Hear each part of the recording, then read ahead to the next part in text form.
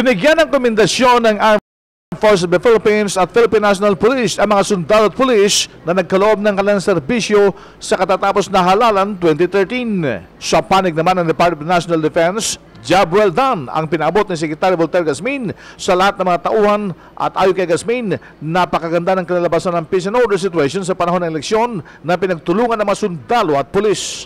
Well, ako'y natutuwa na napakaganda ng performance ng ating mga kasundaluhan at ng ating mga kapulisan. So that the election is considered generally peaceful compared to many elections. Pinapurihan din ni Gasmin maging ang Moro Islamic Liberation Front at Moro National Liberation Front na nakiisa umano sa pagbabantay para maging matagumpay ang halalan sa bahagi ng Mindanao. Kung tayo ay magsasama-sama, tayo ay magiging matagumpay sa ating mga layunin. Sa ganun, may sagawa yung operasyon na maging matahimik, maging malinis ang eleksyon.